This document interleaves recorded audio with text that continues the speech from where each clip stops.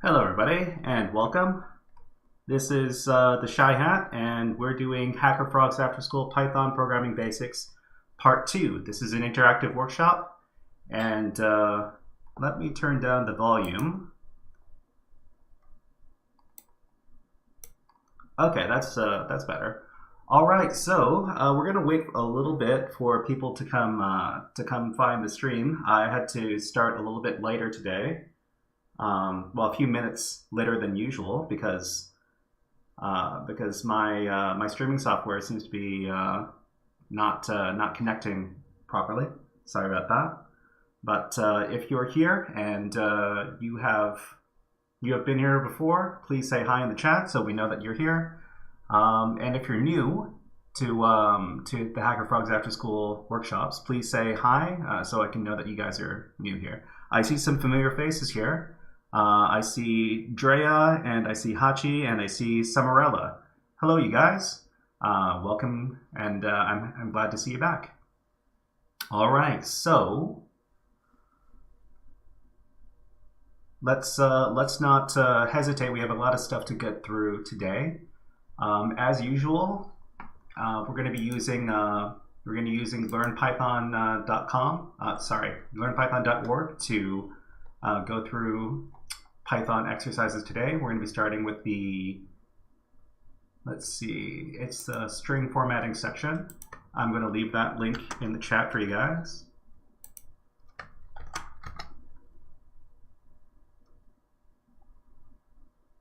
Okay, it's not, let me paste it in the chat. Okay. All right. And as usual, if you guys want to play around with Python in a Linux environment, we have our JS Linux web browser accessible Python machine over here. I'll leave the link for that as well. And let's do a little review before we get into the new material for today. All right, so this workshop is the second intro class to Python programming. During our last workshop, we learned about a few programming concepts through Python, including the following. Hello World. We wrote the Hello World program in Python, which is the first program students write for any computer language. We learned how to use the Python print function, which prints information to the console, and is common to almost all programs written in Python. We learned about programming variables, named storage locations which hold specific values, which can be referenced multiple times in a program. We learned about data types, which are sorted into different categories, including strings, integers, and floats. And we also learned about lists, which are variables with one or more items associated with them. Items in the list can be referenced by the process called list indexing. And lastly, we learned about basic operators, which are used to perform arithmetic operations. So in this workshop, we're going to be learning about the following three things. Part 1 is going to be string formatting. Part 2 is going to be basic string operations. And Part 3 is going to be conditions. So Part 1, we're going to be learning about string formatting. So what is string formatting? String formatting lets us use variables in strings, allowing for dynamic print output. So you see here, I've got a variable named Shy Hat and a variable named Daily Cups of Coffee. Variable with name and then Daily Cups of Coffee with Shy Hat and 3 respectively. So here we use a print statement where we use some substitutions. The %s symbol drinks %d cups of coffee a day, and where we substitute the %s and the %d with name and daily cups of coffee. When we run this, we get this string right here. Shy Hat drinks 3 cups of coffee a day. All right, so string formatting allows us to use variables and strings, allowing for dynamic print outputs. When formatting in this way, we use the % symbol followed by a letter as a placeholder for the variable in the string. So after the string, we include the % symbol again, then in parentheses, we specify the names of the variables in the order they appear in the string. Okay, so we have a %s and a %d over here in this string, and then after the quotes, the statement in quotes here, we have the %, and then we have a tuple over here with the names of the variables, name here and daily cups of coffee here. So these are substituted when we print the string. So this is how it goes. So note that inside the string, we must pair the % symbol with the letter depending on the data type of the variable we're inserting. So it's %s for strings, %d for integers, and %f for floats. But in reality, we can use %s for everything, and it's not going to be a big issue. So we just talked about we just had tuples in our example over here. So a tuple is a number of objects inside of these brackets over here. Sorry, these parentheses. So inside these parentheses, there's a tuple with the name and the daily cups of coffee inside. So they appear in this exercise. In Python, a tuple is something that is very similar to a list with one important difference. So we see here that we've got a tuple over here with the variable name related to baker's tuple. And we have dough and the number 13 and the strings oven and flour over here. If we were to print this, then it would print exactly what you see right here. Whereas lists in Python can be modified during program executable, which means they're mutable, tuples are fixed and cannot be modified during program execution. That is, they're called immutable. So tuples are very similar to lists, but I guess tuples are less flexible because you can't modify the information inside of tuples. So here is a tuple over here. There's a list over here, my list. And we can see that it's a list because it has square brackets over here with the objects inside. And we can see the tuple over here with the parentheses with the objects inside. So visually, we distinguish between lists and tuples by the use of square brackets or parentheses, respectively. So we're going to do a string formatting exercise. So like the link that I left in chat is going to be learnpython.org/en/string_formatting. I'll leave the link in the chat one more time, just in case you didn't see it last time.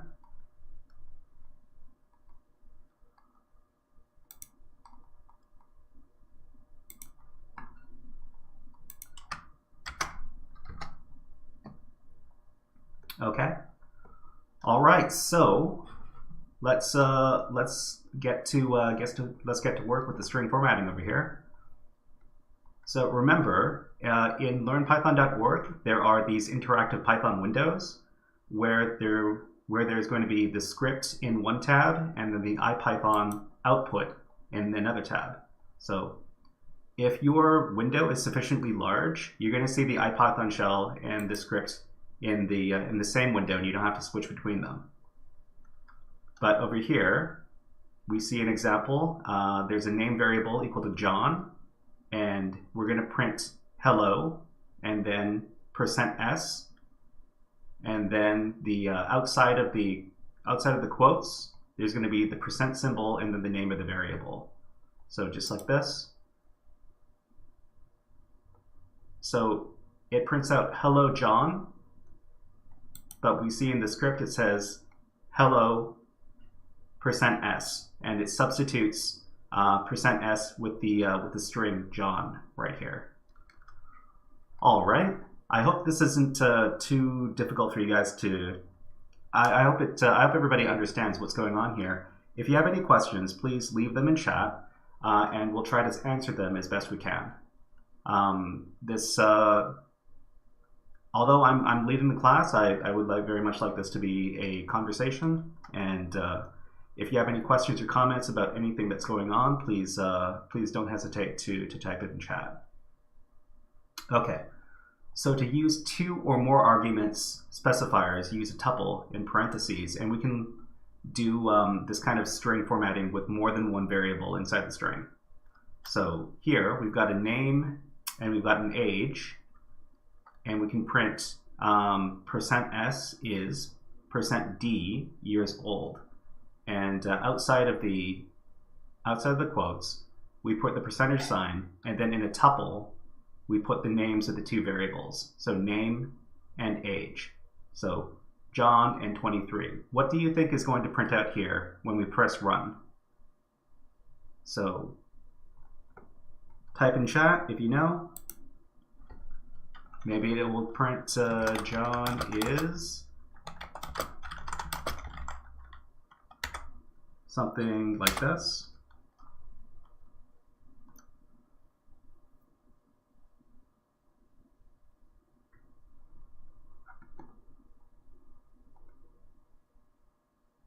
So if we run the code, John is 23 years old. All right. So Hachi, okay, John is 23 years old. That's correct. Okay, so any object which is not a string can be formatted using the %s operator as well. The string which returns from the rep_r method of the string is formatted as the string. For example, this prints out a list, 1, 2, 3. So my list. There's a list variable, my list over here, and we get to print a as a list, and the variable my list is printed out as a string, %s. But up here, so we run this, and it's going to run. Andrea also says John is 23 years old, correct? Thank you very much. So when we run this, it's going to give us the list, and it's going to substitute it in as a string over here. And if we were to do the same thing up here, this age variable here doesn't have to be %s. Doesn't have to be %d, rather. It can be %s, and it's going to give you the same result. So if we were just substitute it right here and you run it again, it does the exact same thing. So even though we're taught that we're supposed to use different letters in this substitution scheme, it doesn't matter. I don't think it matters most of the time. I'm sure there are situations where it does matter. Okay, so but if you want to learn the proper way, you use %s for strings, for string objects, use %d for integer objects, and use the %f for floating point numbers. All right, so let's do the exercise for this section here. And the exercise is, you will need to write a format string which prints out the data in the following syntax. Hello, John Doe. Your current balance is $53.44. All right, so we see here that it's mostly done for us. We have our data, and we have our format string, hello. So we want to print out format string data. How do we get the program to print out, hello John Doe, your current balance is $53.44. I'm gonna leave it to you guys to try to solve it on your own for about a minute or so. And after a minute, we're going to solve it. We're going to start to solve this this exercise right here. If you manage to finish the exercise, you run it, and it says it says that everything's okay. Please type in the chat, "I'm done," with a exclamation point and a couple of smileys, just like this.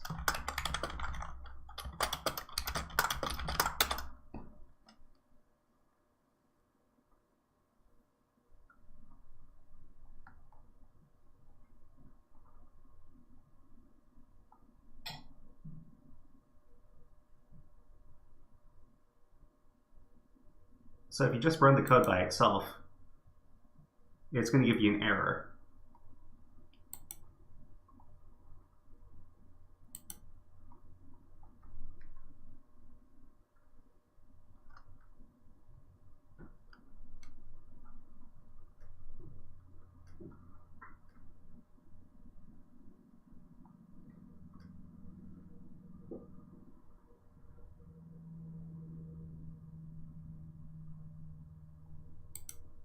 So to start off, so we want to print this string, hello John Doe, your current balance is $53.44.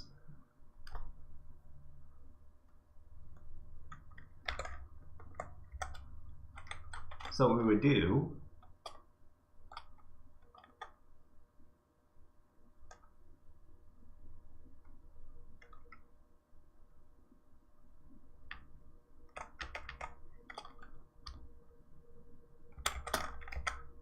is print the format string and then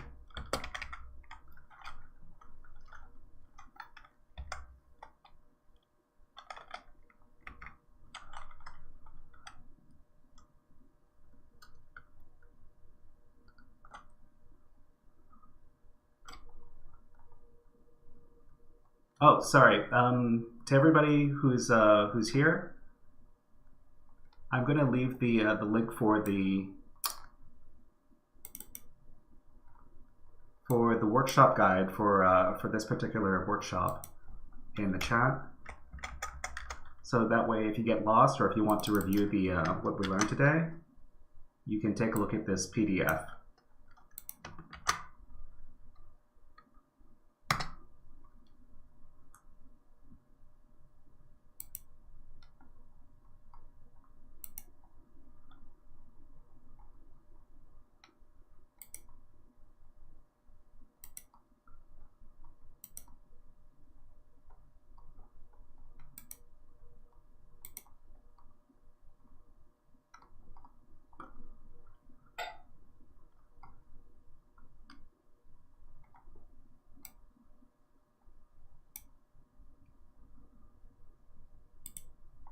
Okay, so let's start solving this this exercise right here.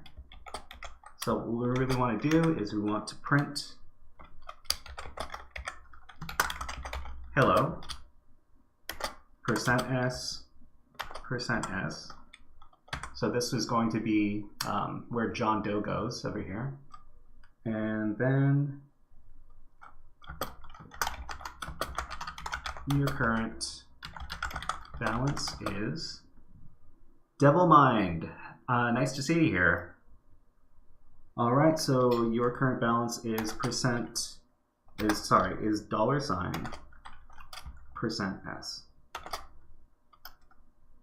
Period. Okay, and then after that, we're going to add our %sign to show that we want to do substitution. And then inside the tuple, we're going to put in the data. Okay, and the data is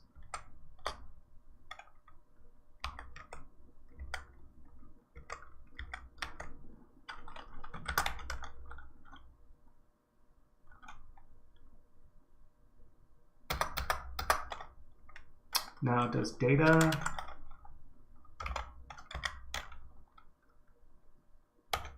can we do it like this? Data 0 and then data 1 and then data 2. Okay, let's try this.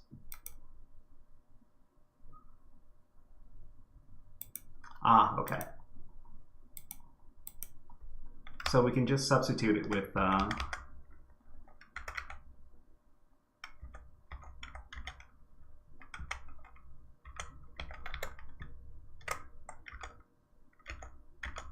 oh, it's just data, right? Okay.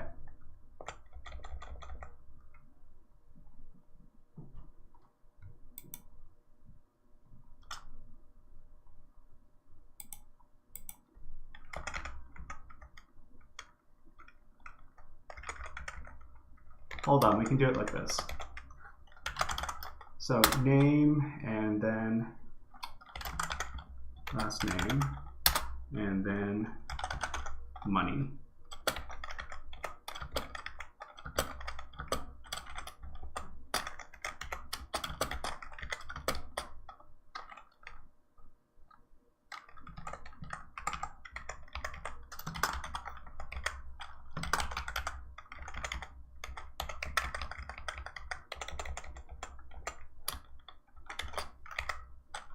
So name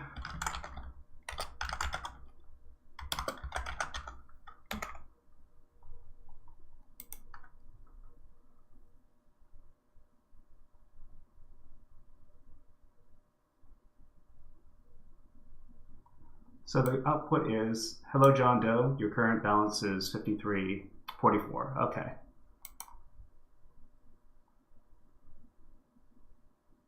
Ah, they wanted us to solve it like this. Okay.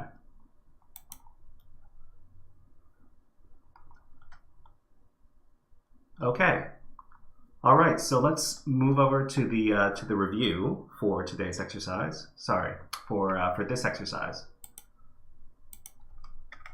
All right, so part 1, string formatting quiz. So this is so please answer in the chat which of the following Python code will print HackerFrogs Python workshop with an exclamation point. Okay, so we have 4 options over here. So it's take a look at the options carefully and please answer in chat which letter you think is going to print out the string HackerFrogs Python workshop.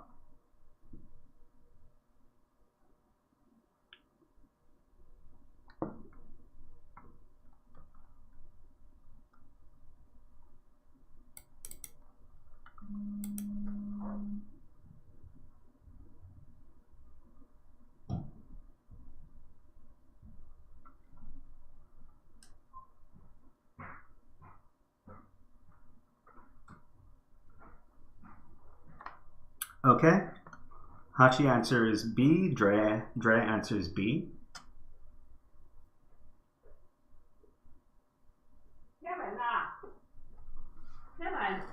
Hold on, everybody.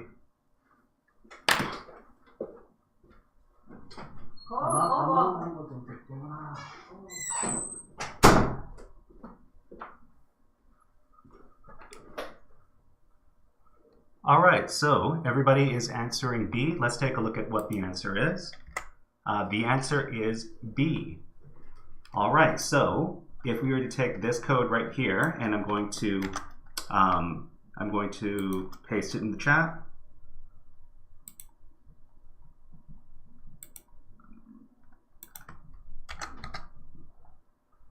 So you can go to your JS Linux, and then you can type in Python, and you can paste this in here, and it's going to print HackerFrogs Python workshop, exclamation point.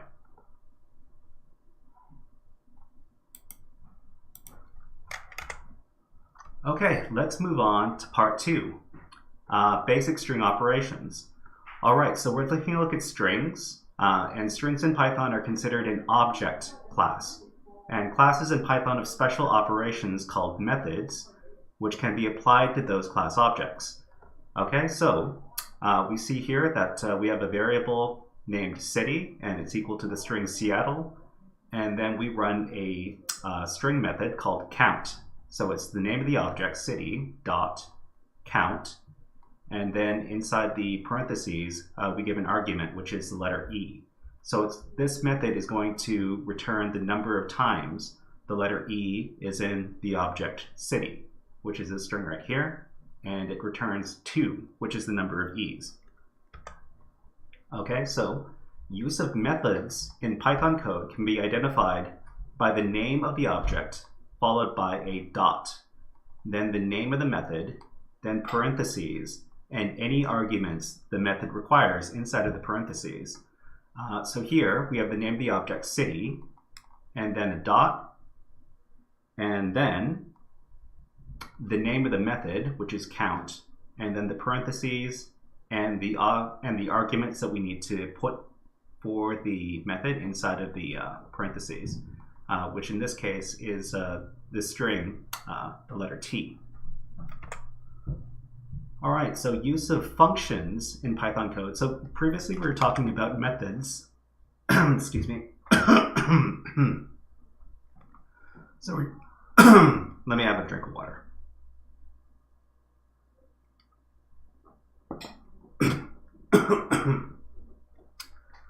Okay, so this is known as a method because it comes after the name of the object with a dot. But we also have functions inside of Python, which is the name of the function, which is just the name of the function, and then whatever arguments required for the function inside of the parentheses.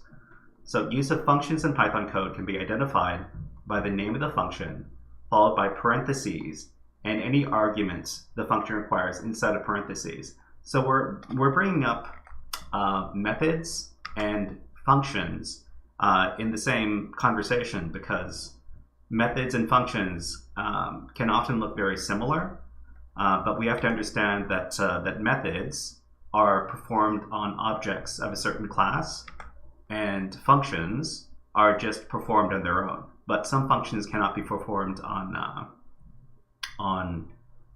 objects of specific classes. Some functions are class specific. So we have to note that in both functions and methods, inclusion of parentheses are required even if there are no arguments required for the function or method to execute. All right, so this is one function we're looking at today, the len function, which stands for length, which is the length of the object. So the len function is used to count the number of indexes contained in an object. In the case of a string, it returns the number of characters, and in the case of a list, it returns the number of items. So we run this len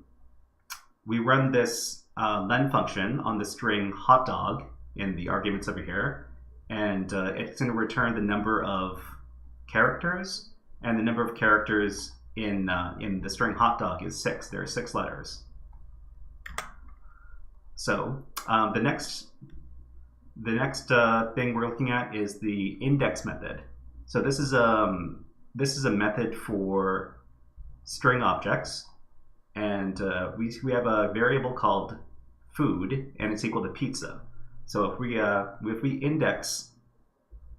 we perform the index method on the food objects, which is pizza, and we ask it where the A is, it's going to return which position inside of the object the A is.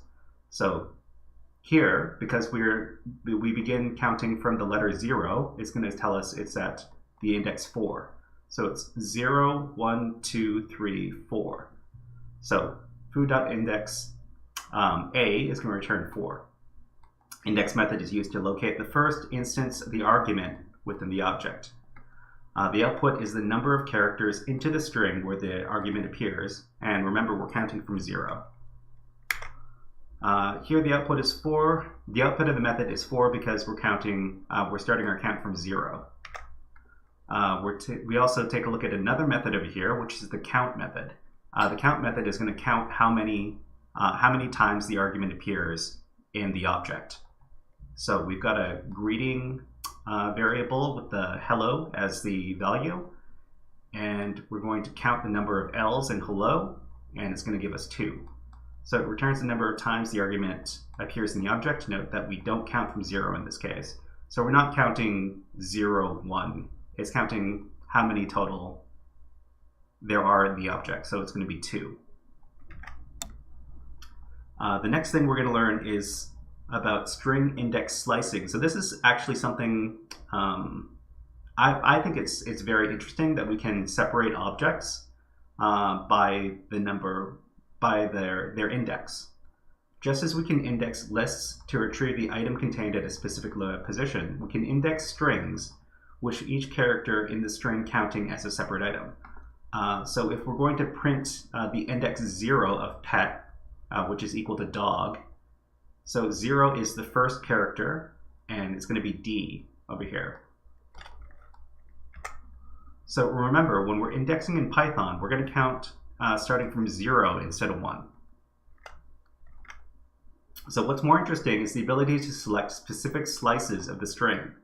So when we reference specific indexes, we can also reference multiple indexes in the same statement.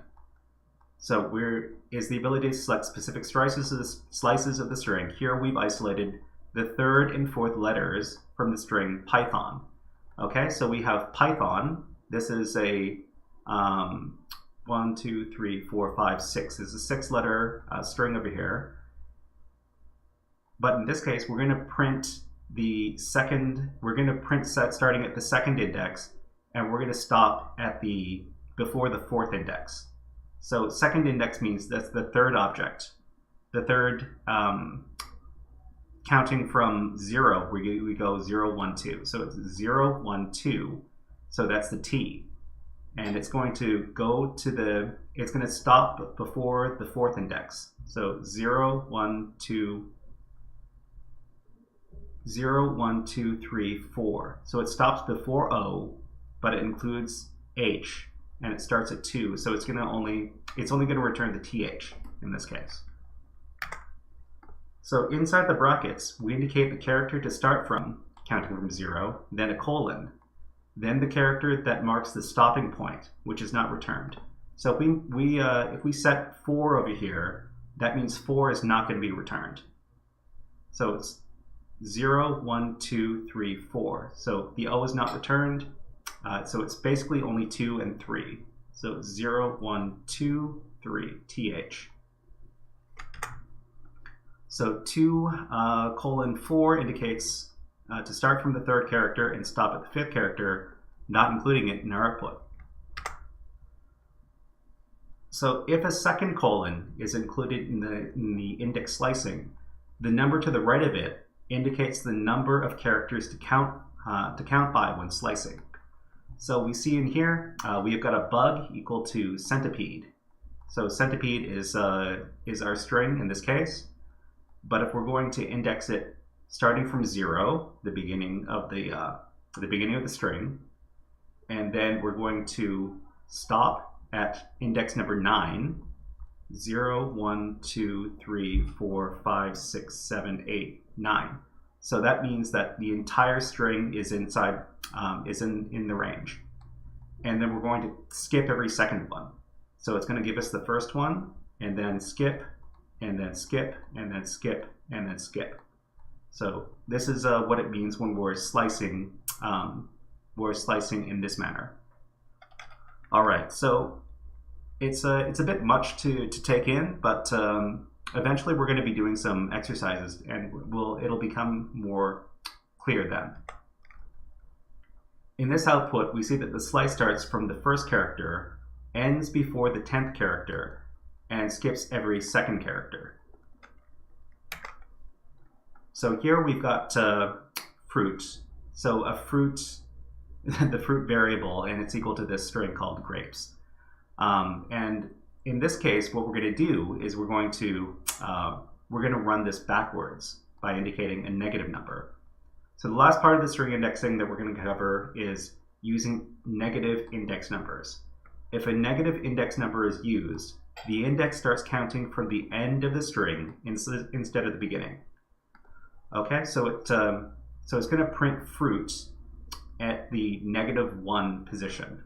So -1 means it's the number 1 position from the end. For the end, so the end is actually, we can't see the end. It's after the S, and it counts -1, and that is the character S inside of grapes. So here we're printing out the string index for grapes at the -1 position, which is the last letter. So when we're indexing, if we include a colon without a number to its left, the first colon will have a default value of 0, that is the start of the string, and the second colon will have a default value of the number of characters plus 1, which is the end of the string. So if you see, if we're indexing and you see a colon without a number to the left of it, that means we're starting at the beginning of the string. And if you see another colon without a number in the center here, that means it's going to include the entire range of the string. And here, we're indicating that we're stepping by -1, which means that we're going to be including all of the letters, but we're going to move backwards. That's what's indicated by the negative. So this means that grapes is going to be spelled out backwards, just like this. So the whole string is in range due to the inclusion of 2 colons with no numbers to the left of them. And we're stepping through the characters in reverse order, 1 by 1, which is indicated by the -1. Sorry, there's a lot of stuff that we're going to go through before we do the exercise, because I want to explain these things before we encounter them inside the website. So these are two methods right here, the upper and lower methods. There's not too much to know about these, except that when we apply these methods, it's going to modify the string by making them all uppercase. But it's going to make them all uppercase letters or lowercase letters, depending on which one you use, the .upper or .lower methods. So we've got a method, a message, happy birthday. If we do it in .upper, it's going to be all uppercase. If it's .lower, that's all lowercase. And this starts with and ends with methods. These are methods that are used to search a string and see if it starts with a specific argument or if it ends with a specific argument. So in this case, we've got a variable called group name, and it's equal to the HackerFrogs. And this method is kind of it's something we haven't seen before, because the method is basically going to return either true or false. So it says yes or no, basically. So in this case, if we use the method starts with the, okay, and in this case the string does start with the, it's going to return true. And if we give it this one, ends with frog, it's going to return false, because it doesn't end with frog. It ends with frogs with an S. So that's why it returns false. So here we've got the split method. So this is a very interesting method right here that we can use to split a string and turn it into a list. So in this case, we've got groceries, and we've got this string right here, and we run the split method, and we're going to tell the split method that we're going to separate the items by this comma right here. So every time it sees a comma, it's going to turn that to a separate item and turn it into a list.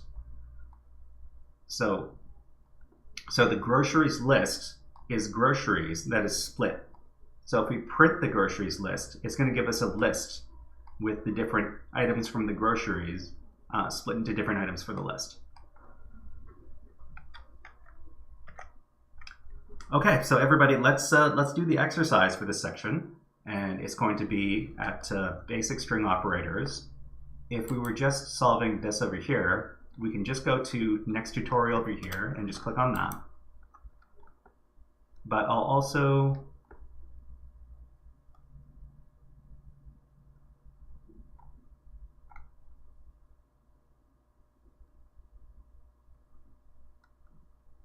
it doesn't seem to be moving for me.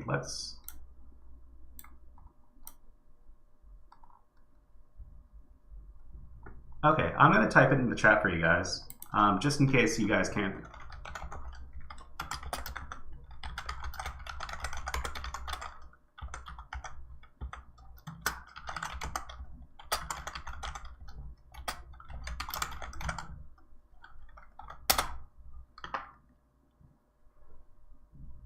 Okay, so hopefully that's, so I'm going to, okay, so we've got basics. Wait. Sorry guys, that's not the right one. Actually, no, wait. Looking at basic string operations. Yeah, right here. Okay, so strings are bits of text. They can be defined as anything between quotes. So remember, so when we're defining strings, we can use double quotes or we can use single quotes. Either one of those work. But here in this next example, we decide to use the length, the len function with a string. And a string is hello world, and it's going to give us the length of this string. So how many characters are in the string. So we run it, and it's going to say that there are 12 characters in that string. If we count, it's going to be 1, 2, 3, 4, 5, 6, 7, 8, 9, 10, 11, 12. So remember that the space also counts as a character in this case. The space and the exclamation point also count as characters in this case. Okay. So the next thing that we see here is the index method. And the index method, if you remember, is going to tell us where in the string the first instance of the argument is found. And the argument here is the letter O. So this one is 0, 1, 2, 3, 4. So we should see that the output over here is going to be, if we run index on this, it should say 4. So that's 4, okay. All right, and the next window here, we see that we're going to be using the count method, and we're going to count the number of L's inside of hello world using the count method on a string, the object a string. So we see here there's 1, 2, and 3 L's. So this should return the number 3.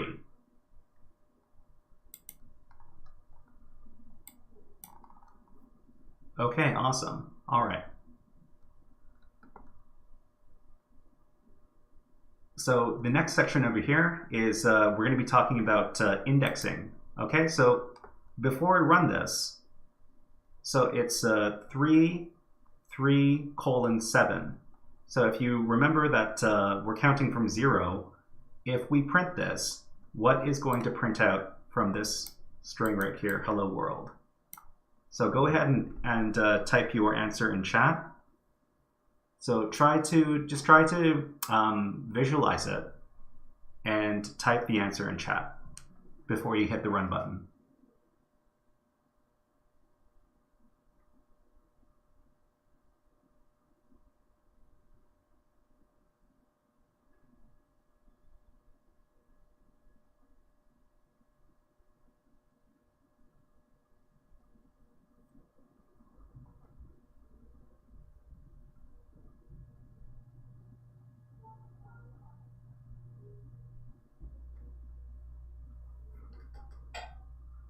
Okay, Drea S says the letter L. Okay, so that is correct. So it does start at the letter L because the letter L is at the 4th position. So 0, 1, 2, 3, which is the fourth letter, which is L. Okay. So Hachi and Samarella say LO space W. Okay, so LO space W because we're stopping before the seventh character. So 0, 1, 2, 3, 4, 5, 6, 7.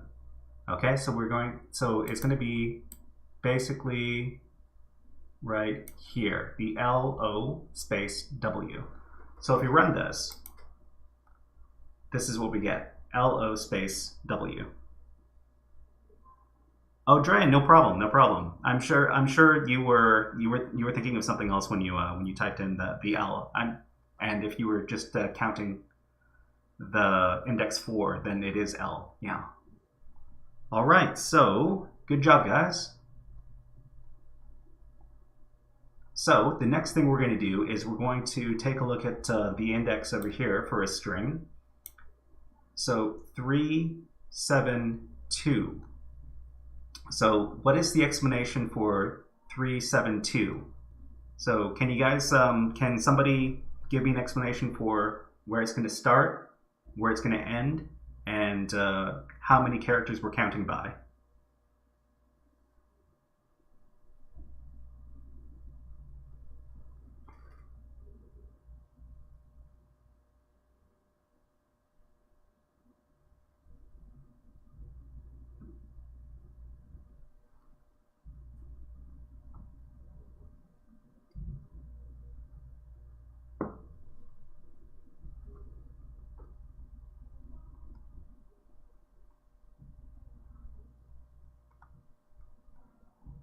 Okay, so So the number 3 here means we're starting at the 4th character because we're starting from counting from 0.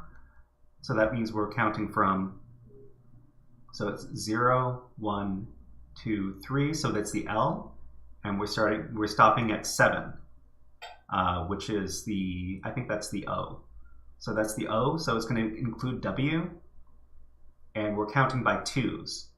So it's going to be L, and then skip O, and then space, and then skip. So we're only going to get L and then space. So Hachi says it will start and end at the same spot, but only print every other character. So it's the same as the previous example, but it's going to skip by every other character. So if you run this, it's going to give us an L and then a space, and that's all we're going to get. So it's just an L, and we can see here that there's a space there as well. All right. Okay, so in the next window over here, we're going to print 2 things. So it's going to print from 3 to 7. So it's the same range as the last time. So it's the L until the W, and then we're going to do 3, 7, and then 1. So what this really means is that it's going to do the same thing because after the second colon, it's how many letters it's counting by, right? So we're going to get from the L until the W, and it's going to appear twice. All right, and that's the case. Okay, so in this next window, we're going to do the reverse string printing. So remember, okay, so anybody in chat, if you could tell us what it means if there are no numbers to the left of these 2 colons here. So there are no numbers to the left of these 2 colons. What does it mean for the first colon, and what does it mean for the second colon? Do you guys remember?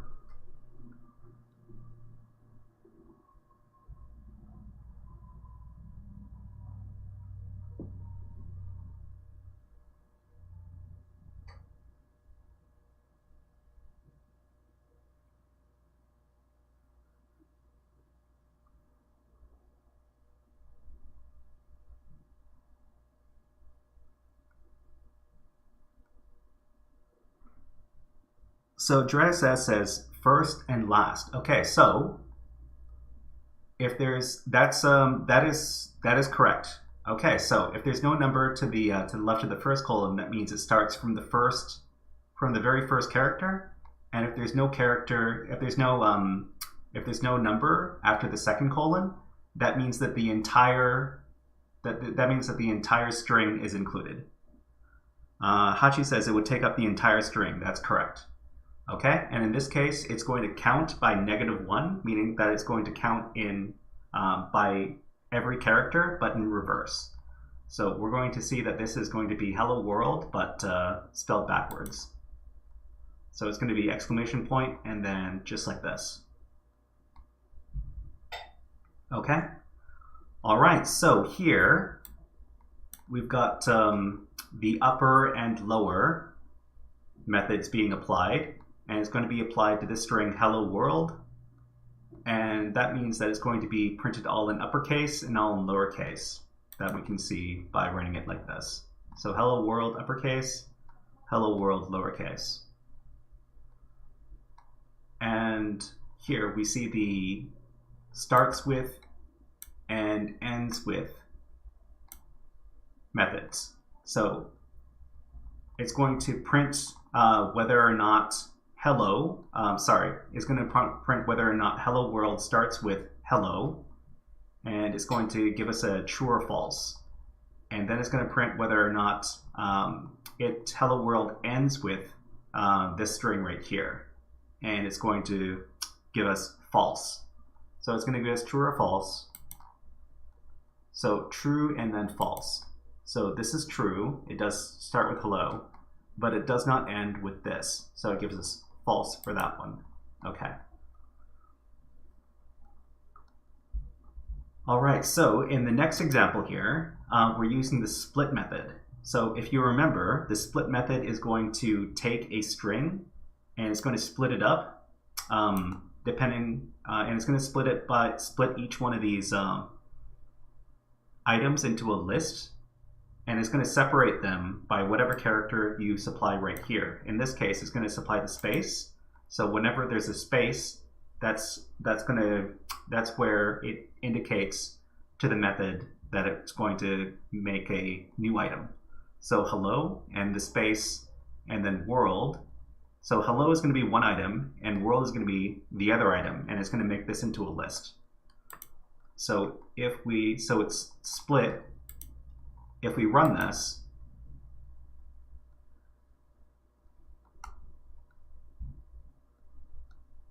sometimes this can get kind of hung up.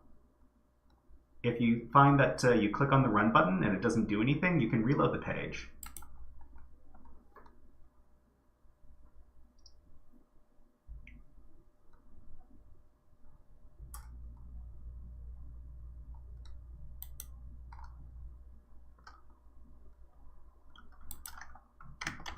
It looks like my internet is a bit slow today. Let me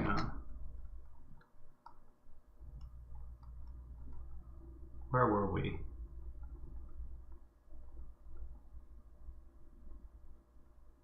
Ah, right, a string split. Okay. Oh, this doesn't have a print statement, so that's why it's not gonna print anything. That's correct, Hachi. Sorry about that. So what we need to do is we need to print. So we need to print a few words, and then it's going to give us the hello and then world, just like this. So hello world, exclamation point, because we applied the split method. All right, so we've come up to the exercise for today. Sorry, I keep on saying exercise for today. It's the exercise for this part of the workshop. After this, we have one more part to this workshop. And what do we need to do in this exercise? So we're going to try to fix the code to print out the correct information by changing the strings. Okay, so this particular exercise is a bit complicated, but what we need to do is we need to modify these strings over here. And so the first variable, the length should be 20. So we have to make sure that the length of our string over here is 20 characters. And then for this the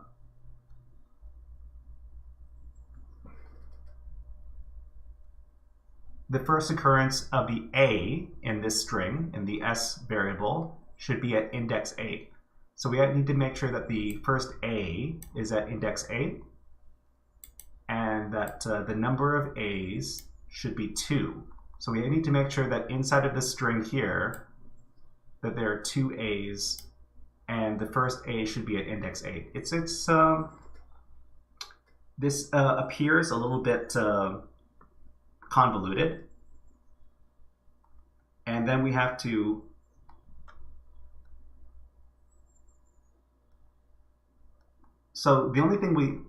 we need to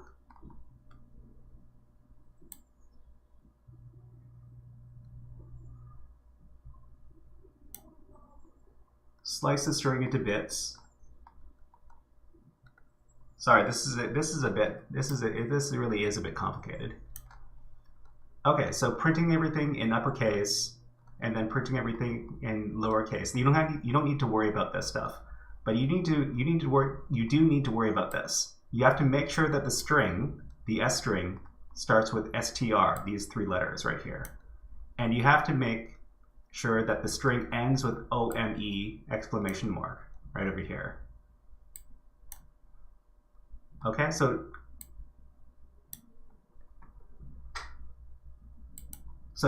it's a bit complicated. I want you to play around with this. If you manage to get all of the get all of the criteria for this particular exercise. You run it, and it says that you finished it. Please type "I finished it" in the chat. So just like this, and then add some smileys.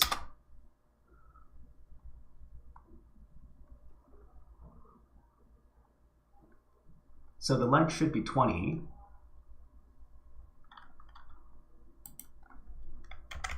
So right now, how many characters is this right now? Okay.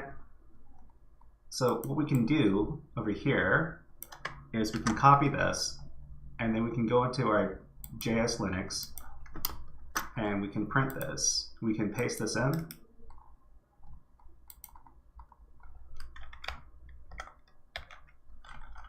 And we can do the length function here.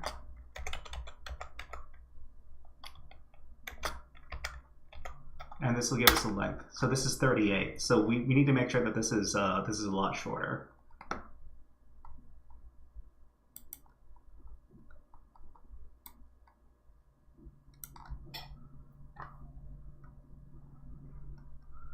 Okay, the number of A's should be 2. I'm going to give you guys a hint. So we've been working with strings. So it has to start with str, and it has to end with OME exclamation point. And there should be a couple of A's, and the first A should be at index 8. So I don't want to just give you the answer, but it starts with str, OME, and this is the, and we have to, and we can kind of assume that because we're working with strings in this exercise, that we're talking about strings. So what do you think this this might be right here? So strings, something OME, and I'll give you another hint. There are three words in this sentence over here, and we have to make sure that the A occurs at index number 8. So that's 0, 1, 2, 3, 4, 5, 6, 7, 8. Okay, so in this case, it's going to be A,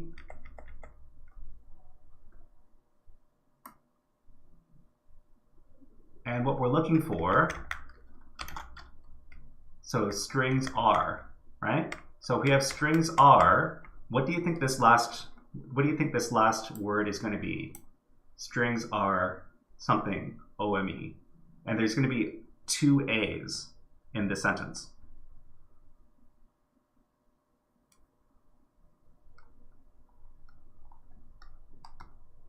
Drea S finished it. Good job, Drea. You managed to guess the answer.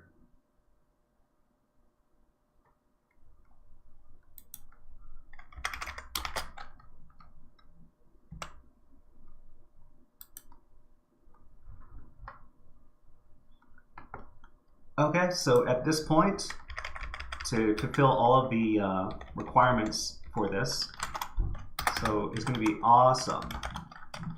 Exclamation point. Okay, so it fits all of the, this fits all of the criteria here. So this is 20 characters long, and the first occurrence of A is at index 8, which is the 9th character, which is this right here. Devilmind says, awesome. All right, awesome. That is correct answer. And there are 2 A's inside of the string over here, and it ends with OME exclamation point. If you run this, that's exactly what it's looking for, and it says great work. Okay, so let's move on to the quiz for this section.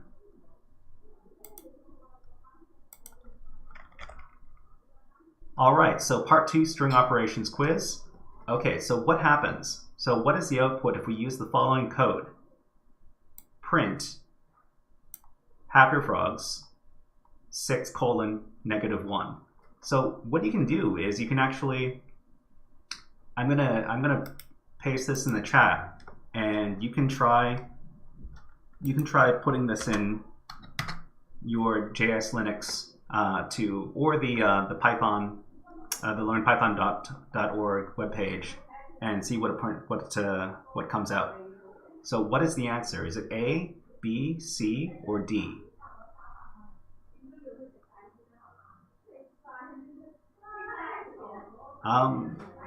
I'm gonna step away for just a second. I need to handle something.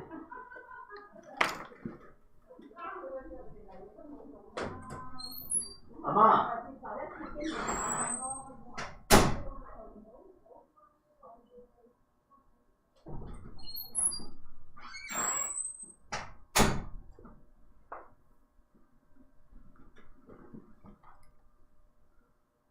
Okay, everybody answered the letter C.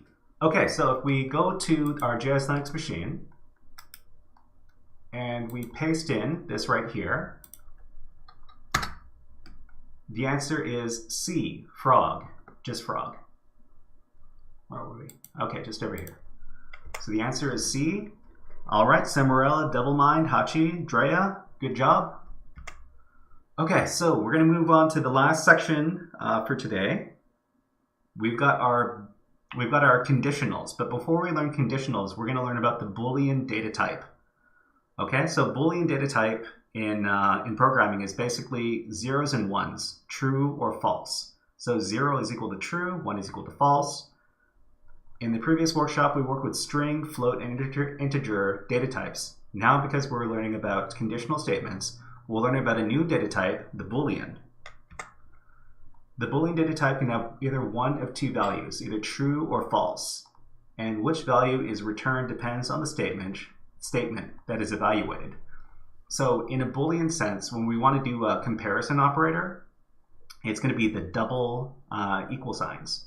So double equal signs means is equal to. So 1 equals 1 is true in a Boolean sense, and 1 equals 2, and 1 equals 2 is false in the Boolean sense. So in the example above, because we're using Boolean operator, the Boolean operator double equal signs to compare 1 to 1 and 1 to 2. So we'll be discussing Booleans more later, but for now, we do have to understand that the statements equaling to true or false is the basis of conditional statements, which leads us to part 3, conditions. So conditions are how programs make decisions as to which instructions to perform at a specific point in program execution. Oh, my music stopped. I'm going to restart my music just a second. Ah, that's much better. Okay. So generally conditions trigger when a statement evaluates true or false. So let's discuss what this means exactly. So the basic conditional statement in Python is the if statement, and if statements are written in code blocks like the following. So we've got a variable password equal to this string right here, and we give a statement if password is equal to this string right here. It's going to print password correct, or else it prints this right here. So if this string matches this string right here, it prints password correct. Otherwise, it prints out incorrect password. So if the password variable is the string mySecretPassword, Boolean true, and then prints another message if it's not, Boolean false. So an if statement starts with if. So it starts with if, and then a Boolean statement. So this over here in the blue. If Boolean statement colon. Oh, it says semicolon, but it should say colon. Sorry about that. And then there's an indentation. So this is an example of a code block. And inside of a code block, you have to indent in order to give the instructions inside the code block. So indent, and then the instruction, and then on the next line, else, and then another code block, and then the second instruction. So this is color coded over here. If for some reason you don't understand how to write the if statement, please type in chat and we'll try to explain it to you. So the else portion of the code block is optional. So it says else here, but you don't need an else instruction. If the if statement is not correct, then whatever is in the code block is not going to execute, and then it's just going to skip over to the next part of the code. So if this is not correct and the else statement is not here, it's just going to skip over to the next instruction. So program execution continues on the next line after the if statement. So we can use any of the above Boolean operators in if statements. So there's double equal signs, equal to, there's less than, there's greater than, there's not equal to, which is the exclamation point and then equals. And then there's less than or equal to, and then greater than or equal to. So we can also use multiple Boolean statements when we're using if, and this is where the and operator comes in. So here we've got two variables, birthday and today's date, and if birthday is equal to this date and today's date is equal to this, well, these are both strings. So if birthday is this string and today's date is this string, then we're going to print happy birthday. So the and operator so it makes it so that the if statement is only true if both of these statements on either side of it are correct. When using the and operator, both statements to the left and right of the operator must be true in order for the overall statement to evaluate to true. In this case, since the variables birthday and today's date are the same day, October 24th, the if statement returns true and the program will print happy birthday.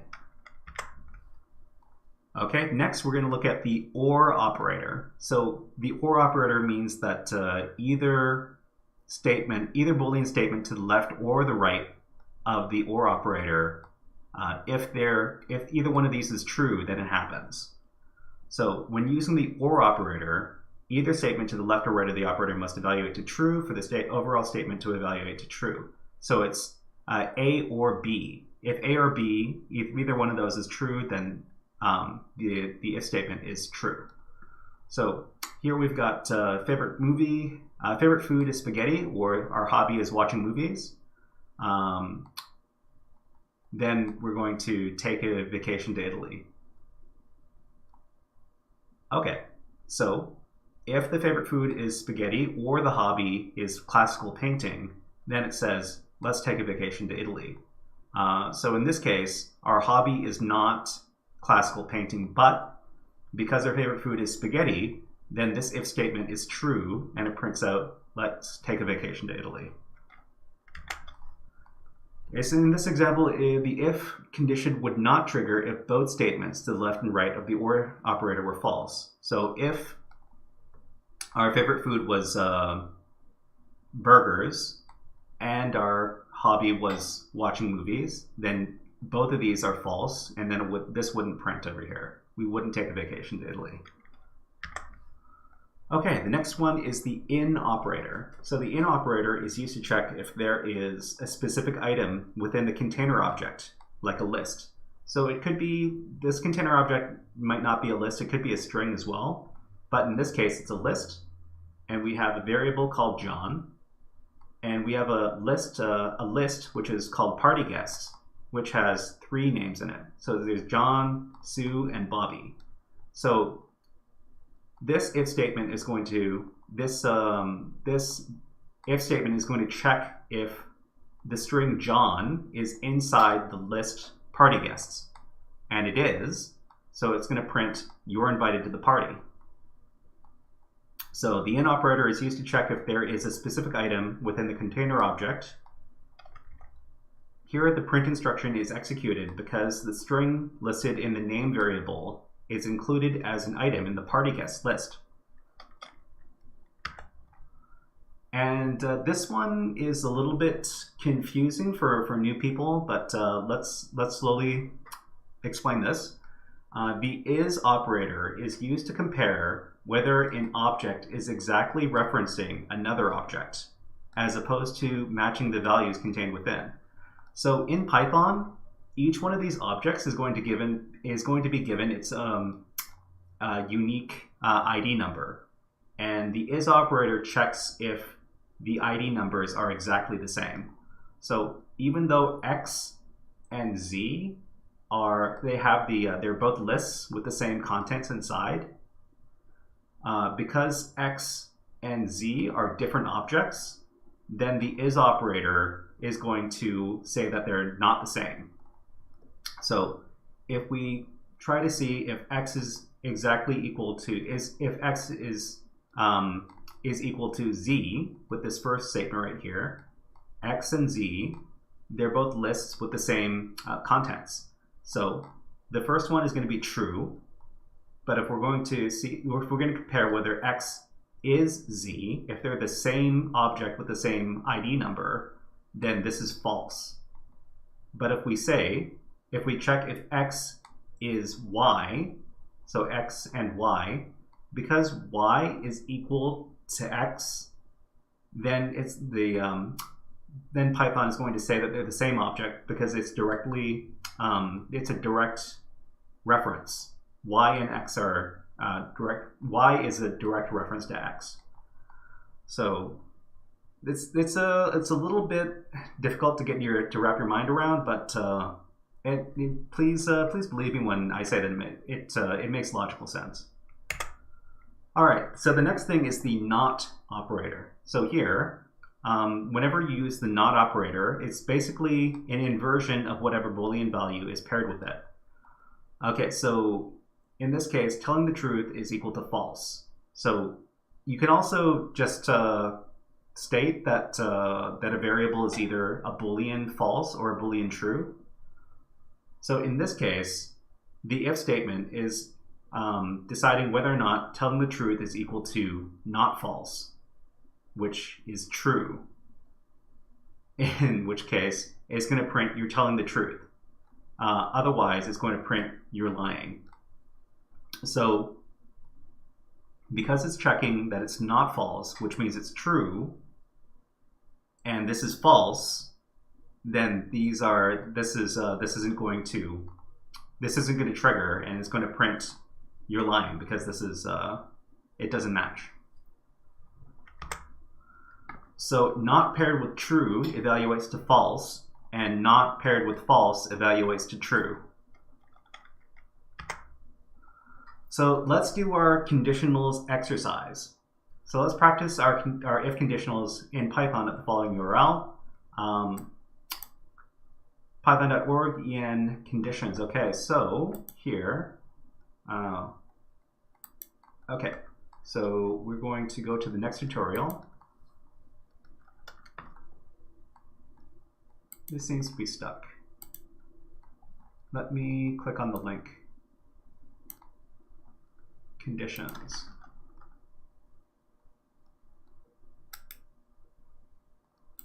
Okay, so I'm gonna paste this link in the chat for you guys. Sometimes this website is a bit slow and unresponsive, but I guess it's not given very many resources because this is free. So okay, so Python uses Boolean logic to evaluate conditions.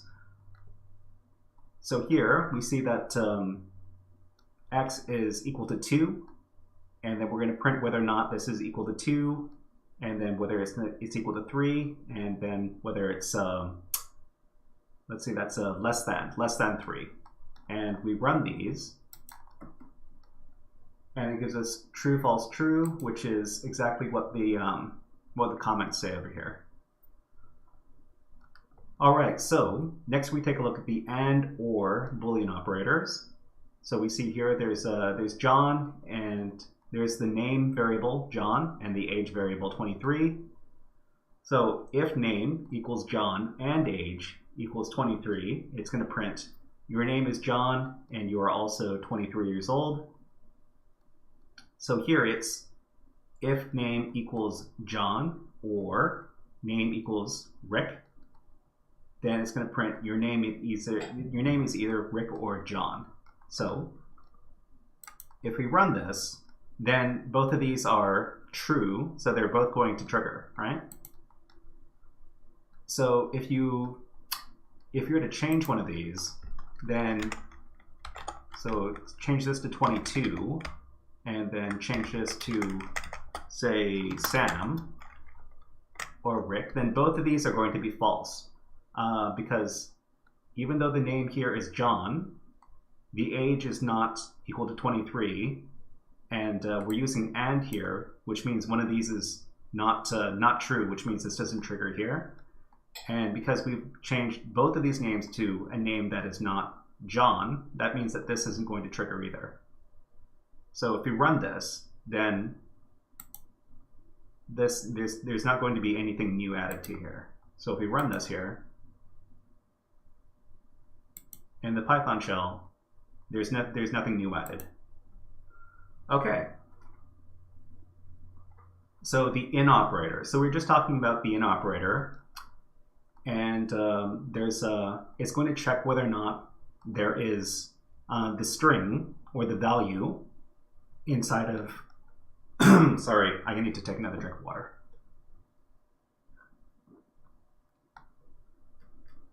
Doing a lot of talking today. Okay, so the in operator is used to check if a specific object exists within the object container, such as a list. So there's John over here as the string. It's going to check if inside of the name variable there is either John or Rick, and if so, it's going to print your name is either John or Rick. We print that, and because John exists inside of this list, John or Rick, then so the if statement is true, and the print statement over here triggers.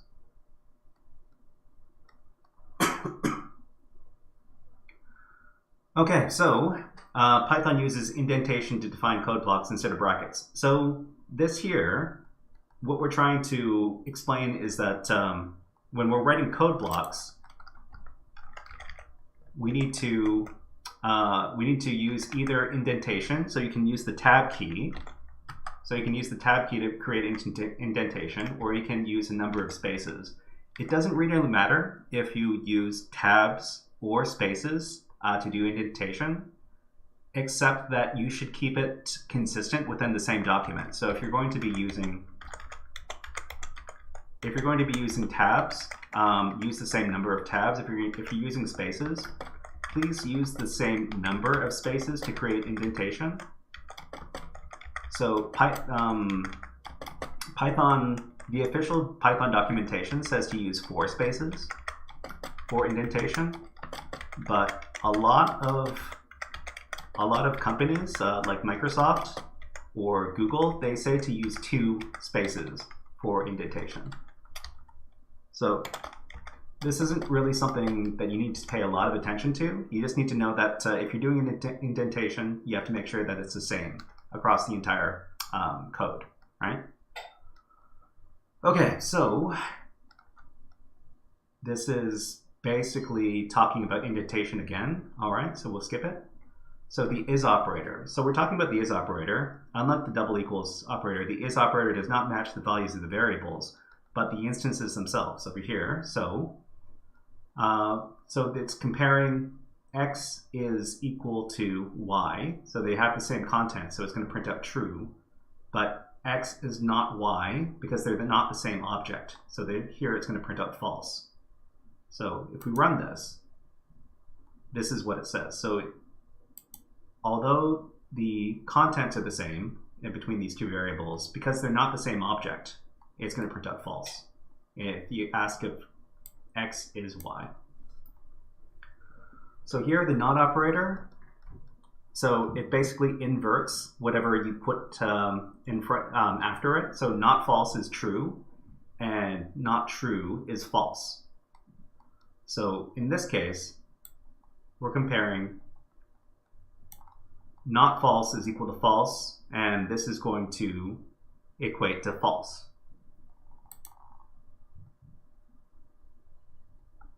All right, so let's move on to the exercise for today.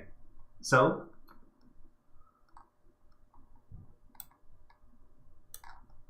we need to change the variables in this first section so that each if statement resolves as true. Okay, so we have 4 variables right here. So there's number, there's second number, there's first array, and there's second array. So we need to make sure that the number variable is less than 15. And then we need to make sure that the first array variable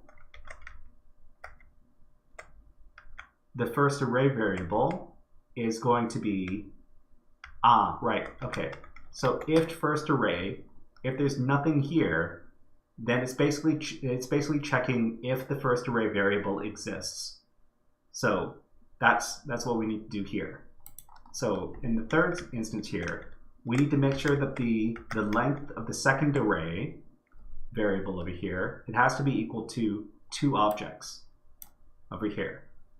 And in the next example here, the length of the first array and the second array has to be equal to 5. So we have to make sure that the first array and the second array, the number of objects inside those arrays, is equal to 5.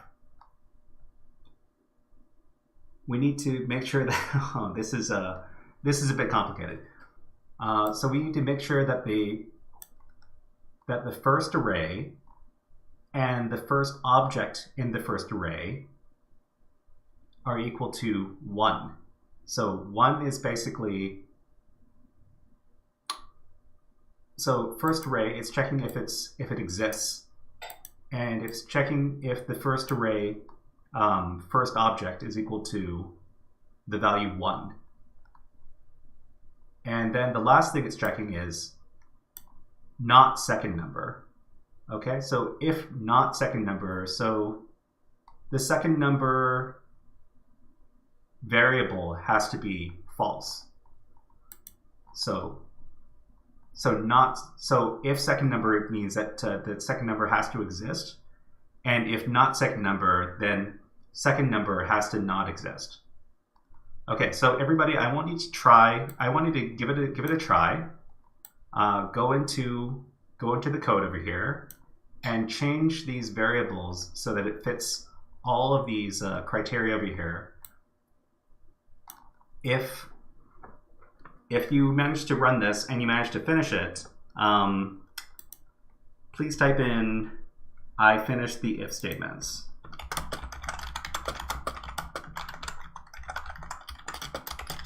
Just like that.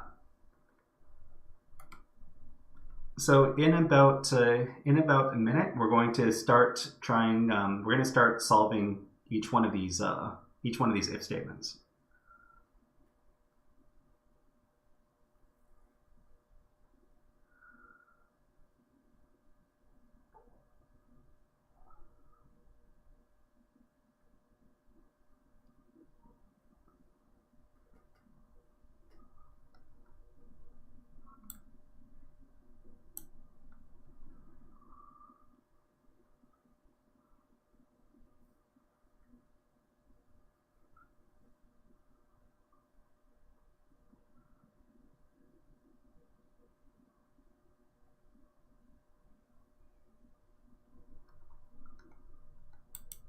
Oh, this isn't my music.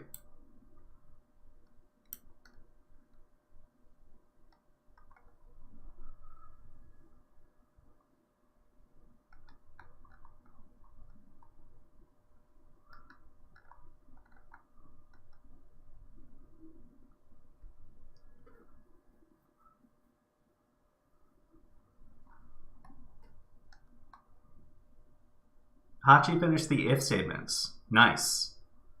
All right, so let's start solving this this exercise here.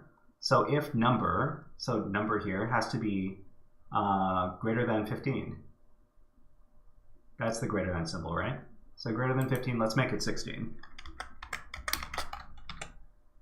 Okay, and then if first array is true, equal, we have to print. So if first array, if it exists.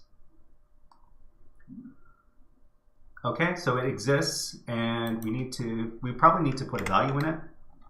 I'm going to put in the number 1. So if the length of the second array is equal to 2, so the second array has 3 objects in it, so we need to delete one of the objects. So we're just going to get rid of the number 3. And if the length of the first array and the length of the second array equals 5, then we print 4. Okay, so the second array has 2, and the first array, let's give it 2 as well. Okay, and then if the first array and second array, if the first array exists and the first array first object is equal to 1, the first array first object is equal to 1. Okay, if not second number, so the second number has to not exist. So second number not exist, basically we can say that it's false. So we can actually type this in. So DevilMind also finished the if statements. Great, great, great. So second number, we can either set this to 0 or we can set it to false. So 0 equals false in programming terms. So 0 equals false and 1 equals true. So we set this up and then we run this. So the length first array and second array equals 5. Okay, I need to change this. Length first array and second array equals 5.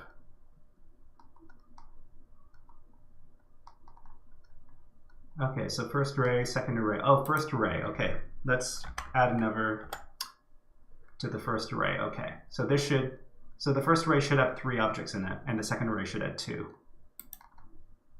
Okay, great, great, great. Okay, so before we finish today's class, we're going to do one more little exercise. All right, so this is going to let us practice some of the concepts we learned in today's class. But before that, let's do a little quiz. So our conditionals quiz. So we've got this code right here. So hacking equals 1. If hacking equals to true, then we're going to print we're hacking. Okay, so what is going to be the output when we run this code over here? Is it A, B, C, or D?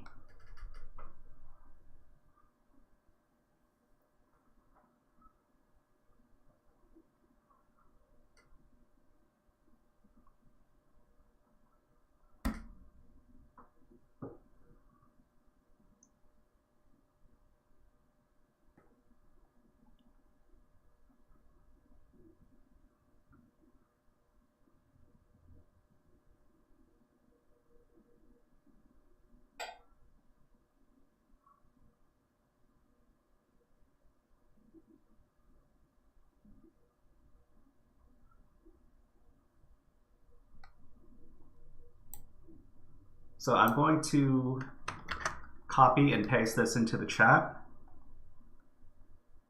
so you guys can try.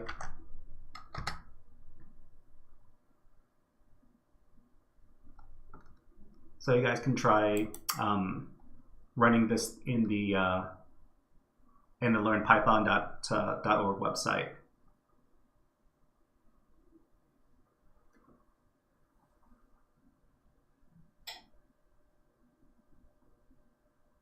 If this is the code, what is the output going to be?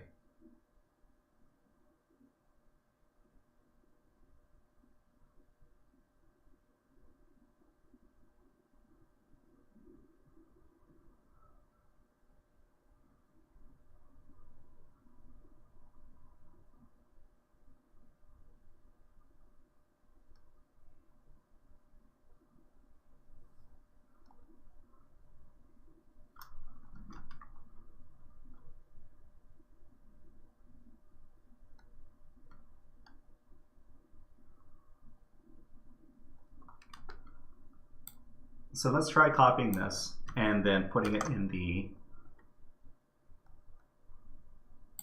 learnpython.org website.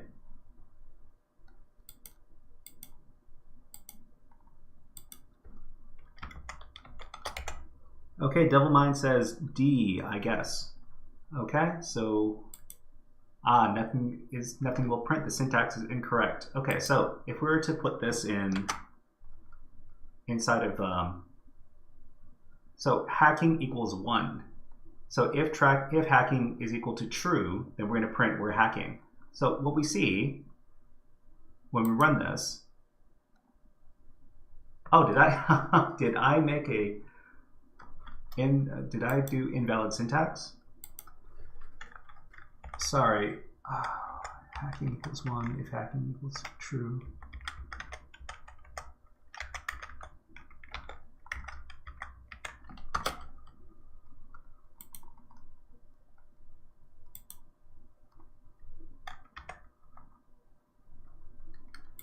So this should, man, when I was doing this earlier, it printed out we're hacking. What I really wanted to illustrate here was that that the number 1 and the Boolean face. Oh, it's the.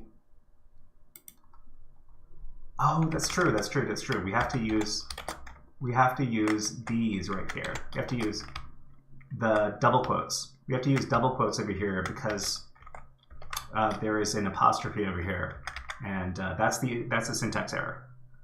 Thanks for pointing that out, DevilMind. Right. So now it prints out we're hacking. Sorry guys, I made a boo boo when I was writing this. Okay, so.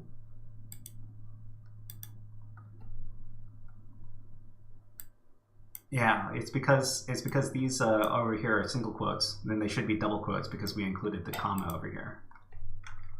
Okay, so let's move on to our review exercise. We're going to write a program that uses some of the concepts we learned in this workshop. We're going to write a program in one of the Python windows on the learnpython.org webpage, and the program should include one variable that holds the value of an integer. The program should print out the string x is an even number if the variable is an even number, or x is an odd number if the variable is an odd number. The value of the variable should substitute in for x in the printed statement. For example, 7 is an odd number is something that might be outputted by the program. Okay, we're going to run the program 3 times with the values for the numbers set for 0, 13, and 256. The program should report 0 and 256 as even numbers and 13 as the odd number. Okay, we'll present a possible solution after this, but you should attempt to write your own program now. Remember that the modulo operation divides a number and returns its remainder. Okay, so we could start the program like this. Number equals something. If number modulo something equals to something, then we're going to print %s is an even number. Remember our string substitution at the beginning of our workshop. So where the string is equal to the number variable, like this. Okay. So the program is going to take in the number, and they're going to be two if statements. So if the number modulo by number is equal to something, then it's going to print that this is an even number, and if it's not, it's going to print it as an odd number. We can even use our good friend ChatGPT right here if you guys are writing this program, and you can ask it for advice. So to write a Python program that outputs if a number is even or not. Write the program. Okay, so if you so I want you to write the program. If you get the program to take in the 3 numbers 0, 256, and I think it was 13 as even or odd numbers, please type in the chat. The program works.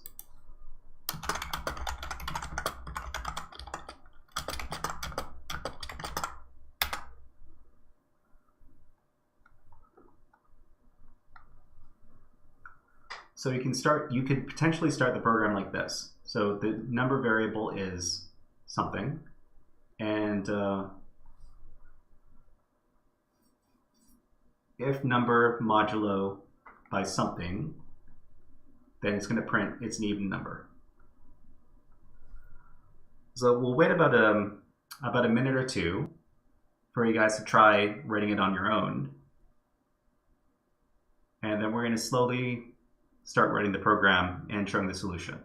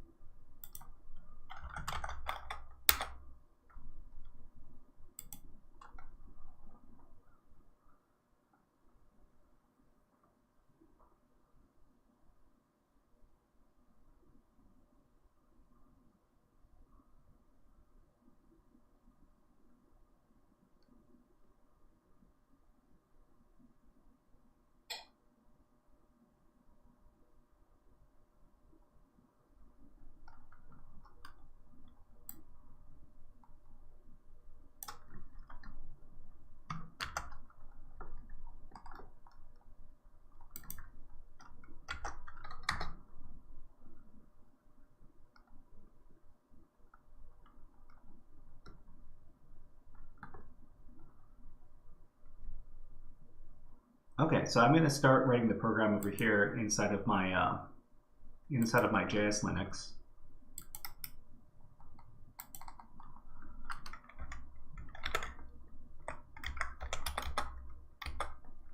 So the number variable is oh, Nano is screwing up on me.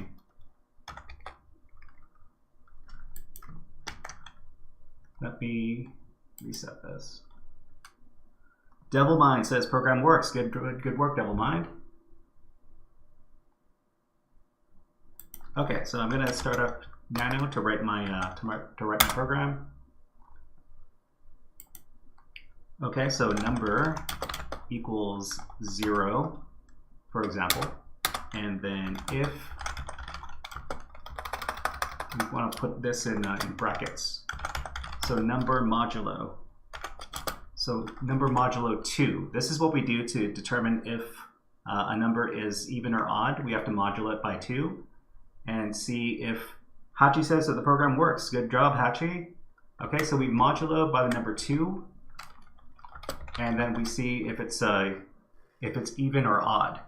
So if modulo by 2 equals 0, then we're going to print %s, whoops, that's not %. %s is an even number. And we need to put this in quotes. And we need to do % here, and then number. Okay? And then a second one, if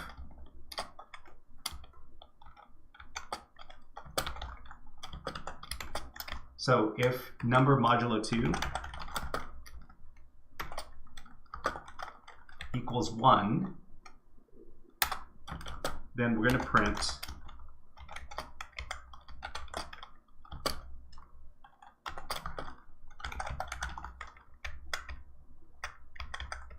%s is an odd number. Okay, so we so if this is 0, then it's probably going to tell us it's an odd number. I think my syntax is correct. Oh, I think it wants us to save it as a specific name, right? Save modified buffer, yes. I'm going to test.py. Okay, and we're going to run it. Python test.py. So 0 is an even number. Okay, great. If we were to So let's take a look at the code again. Actually, let's go over here.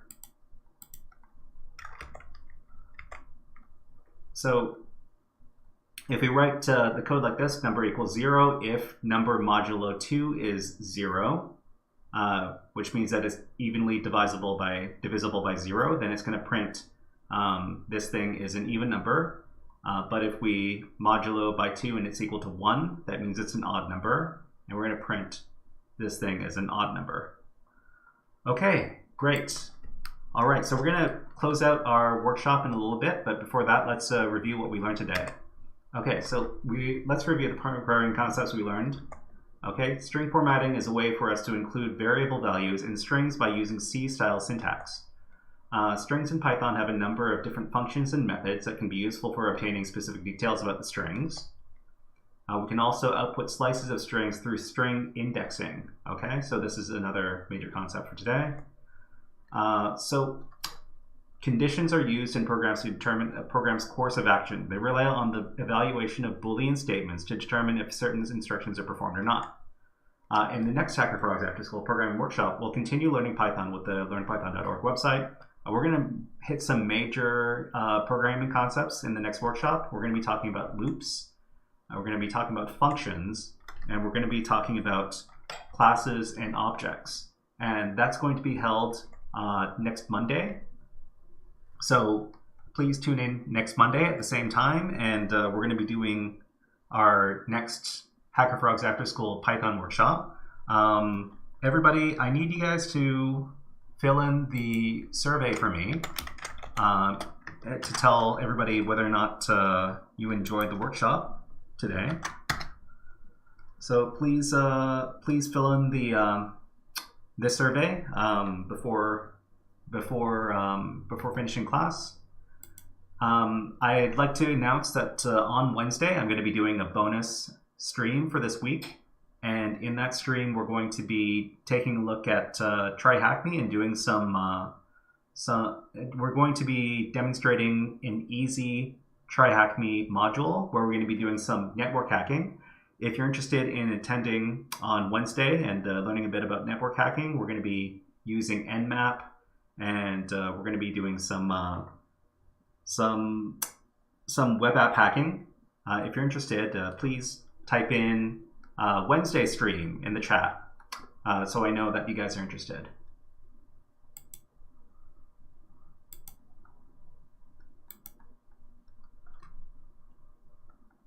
So I'd like you guys to know that I also run a YouTube channel where I've got all of the HackerFrogs AfterSchool videos, as well as all of our previous live streams.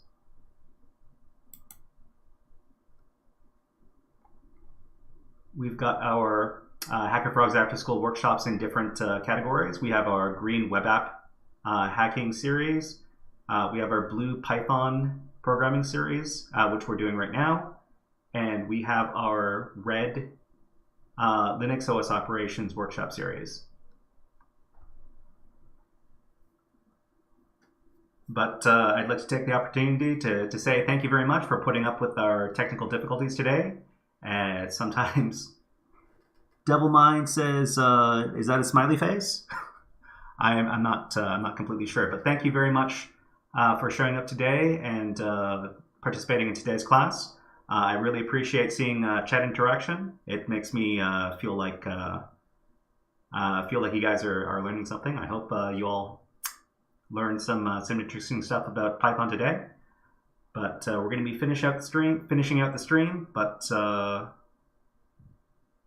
we'll be back on Wednesday, and we're going to be doing a network hacking challenge with Try Hack Me. I promise that if you don't know anything about network hacking, we're going to be getting into the nitty-gritty of maneuvering around networks and interacting with machines that we don't own.